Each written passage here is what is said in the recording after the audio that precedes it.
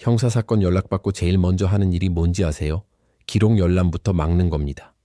경찰은 피의자 신문조서를 꾸미기 전에 이미 어느 정도 수사 방향을 다 정해놔요. 참고인 진술이나 증거를 먼저 확보하거든요. 그런데 변호사 없이 혼자 경찰서에 가면 어떤 증거가 있는지, 조사가 어디까지 진행됐는지 전혀 모르는 상태에서 불리한 질문만 받게 돼요. 분위기에 휩쓸려 무심코 한 대답 하나가 나중에 발목을 잡는 거죠. 그래서 저는 상담 오시면 기록부터 못 보게 막아야 한다고 말씀드려요. 수사관이 뭘 들고 있는지 알아야 대응 전략을 짜죠. 병원 가서 아픈데 몇 마디만 하고 정확한 진단과 치료를 바랄 순 없잖아요. 법률 문제도 똑같아요. 겉으로 드러난 사연 몇 줄만으로는 해결책이 안 나와요.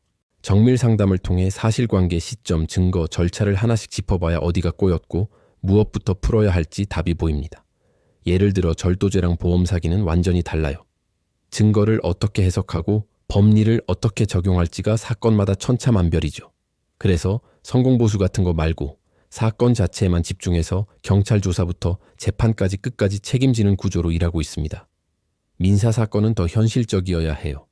소송에서 이기는 것보다 중요한 건 실제로 돈을 받아내는 겁니다. 그래서 저는 처음부터 상대방 재산을 파악하고 강제 집행까지 가능한지 따져본 다음에 사건을 설계해요. 부동산 분쟁이나 전세 사기 같은 경우는 공인중개사 자격도 있으니까 계약 구조랑 등기부등본까지 같이 뜯어보면서 권리관계를 분석하고요.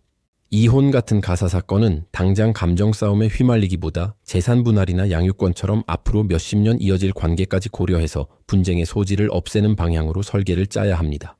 출입국 문제처럼 형사, 민사, 행정 절차가 복잡하게 얽힌 사건들은 이걸 따로 떼어놓고 보면 답이 안 나와요.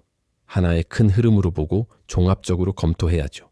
2014년에 사무실을 연 이후로 지금까지 사건 처리나 비용 문제로 분쟁 한 번 없었던 건 아마 이렇게 현실적인 부분들을 솔직하게 말씀드리고 과장 없이 내일 당장 진행한다는 기준으로 모든 걸 준비해 왔기 때문인 것 같아요.